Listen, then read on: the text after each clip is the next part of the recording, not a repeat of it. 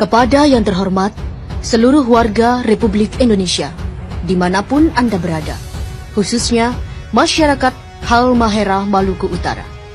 Dengan segala hormat, saya Anissa Madaniah memberitakan tentang tambang emas yang ada di Halmahera.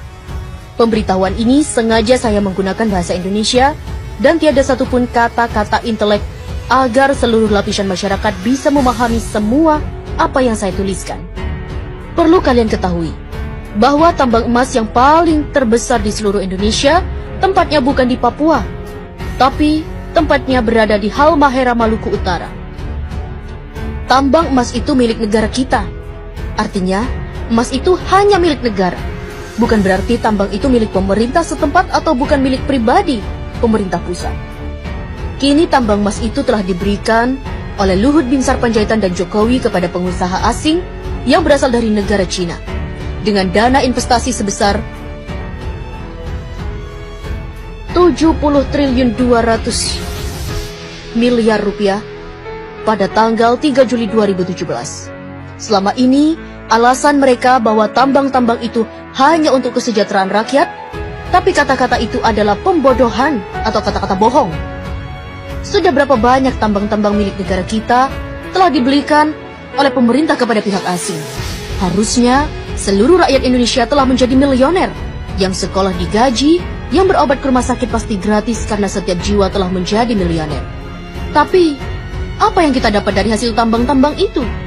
Justru tambang itu habis, dan uangnya bahkan tiada. Malahan, rakyat Indonesia semakin miskin saja.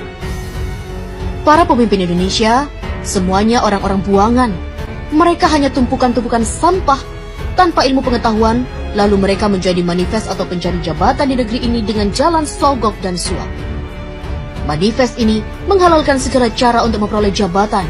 Ada menggunakan sistem suap, mengelabui rakyat dengan berkampanye dan saling menjatuhkan saingan-saingannya di saat kampanye. Mereka ini orang-orang yang mengaku beriman kepada Allah, tetapi mereka ini para pelanggar firman-firman yang telah dibuat oleh Allah di dalam kitab suci Al-Quran. Bahkan, mereka-mereka ini tidak menguasai ilmu pengetahuan dasar dan mirisnya adalah gelar mereka dapat dari hasil membeli atau menebus di sebuah universitas. Sehingga mereka membuat kerusakan pada negeri ini. Bahkan, mereka pun sangat berani merusak bumi ini. Maluku Utara adalah provinsi yang paling terkaya di bumi pertiwi ini. Akan tetapi, warganya dimiskinkan secara sengaja.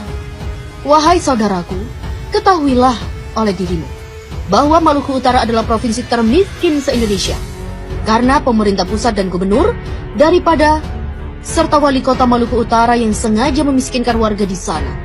Karena Halmahera mengandung batu bara, nikel, tembaga, biji besi, gas, minyak, emas, dan lain-lain. Tambang emas di Halmahera potensinya lebih dari 5 kali lipat dari tambang emas yang ada di Papua milik Freeport.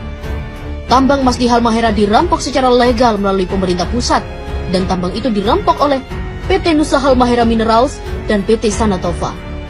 Lokasi tambang tersebut di kota Tidore dikuasai oleh PT Satanova di Kecamatan Obat Tengah dan diberi jatah eksploitasi seluas 9.000 hektar.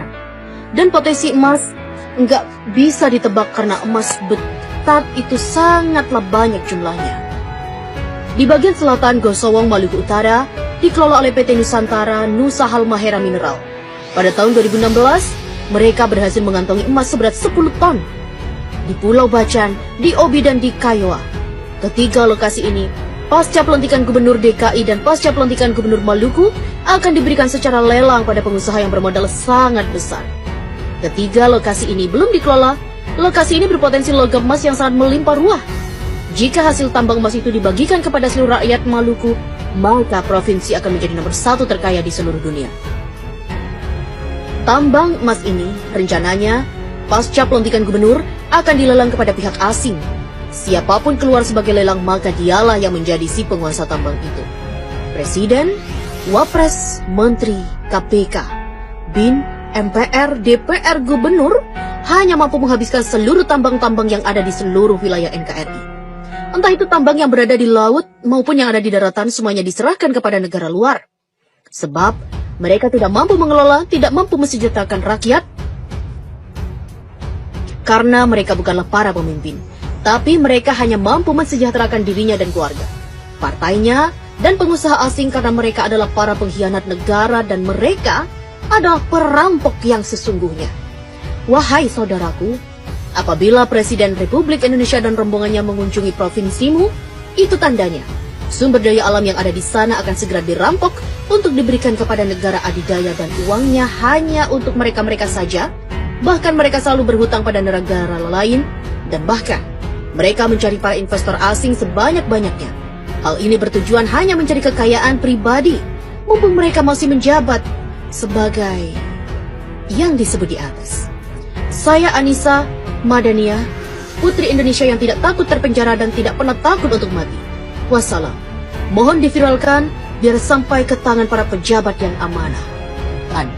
Bahkan mereka-mereka ini tidak menguasai ilmu pengetahuan dasar dan mirisnya adalah gelar mereka dapat dari hasil membeli atau menebus di sebuah universitas.